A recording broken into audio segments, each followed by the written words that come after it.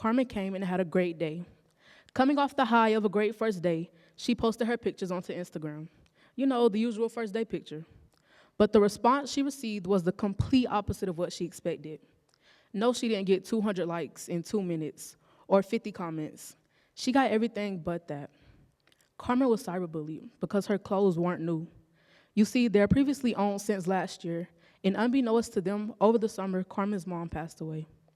Not only that, but her dad was a single parent who struggled greatly with the household bills. Her family was grieving and financially unstable.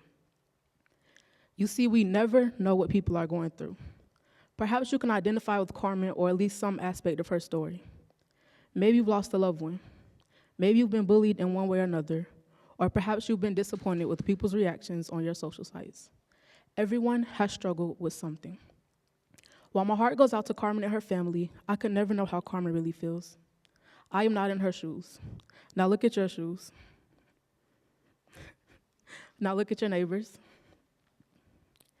Can you imagine what they've been through and where they've been in those shoes?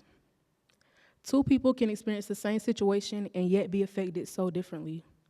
So to answer the question I started with, no, you cannot put yourself in someone else's shoes. Sympathy and empathy are closely related. Sympathy is the concern and pity you feel for others, and empathy is actually trying and succeeding at understanding the circumstances of others. Keeping up with the Jonases is what everyone strives to achieve by any means possible. When you don't achieve it, you are almost not enough. It's all too common. 4 in 10 Americans have experienced some kind of online bullying or harassment. 4 in 10. We tend to judge people on all things material that we forget value. Things such as appearance or fashion, which are temporary because trends come and go. These factors have unfortunately led to the disenfranchisement of my generation. Our generation is extremely disenfranchised, meaning when it comes to aspects such as empathy, we tend to lack it greatly.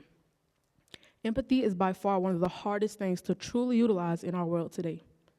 People tend to be self-centered.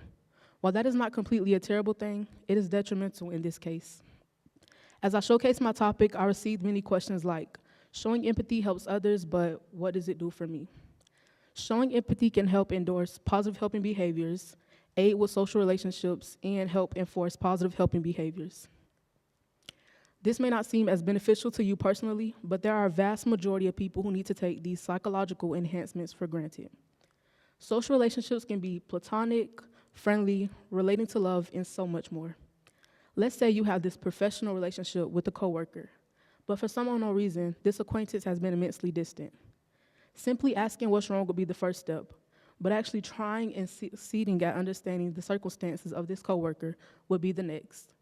I guarantee that the bond would be much stronger and the workplace would be a little more durable after this.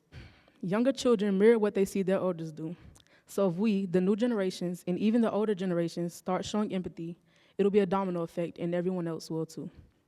My mom constantly reminds me to utilize this quote from the Bible. Do unto others as you would have them do unto you. Do unto others as you would have them do unto you. Many people secretly wish someone would show empathy towards them and what they're going through, leading them to shut people out and not voice their opinions. But they want someone to show empathy and give words of wisdom to them, yet they won't do the same. Can you think of a time where you talked about your situation to someone else and it made you feel better? Studies show that talking about your problems can release stress and not make them a burden 99% of the time. So with that being said, it's crucial that we turn from judgments. A book is more than its cover. The idea of an open mind is critical. So the next time you say something to someone, make sure you're acknowledging how it might make them feel or react. The great Maya Angelou once said, I've learned that people will forget what you said, people will forget what you did, but people will not forget how it made them feel. Thank you.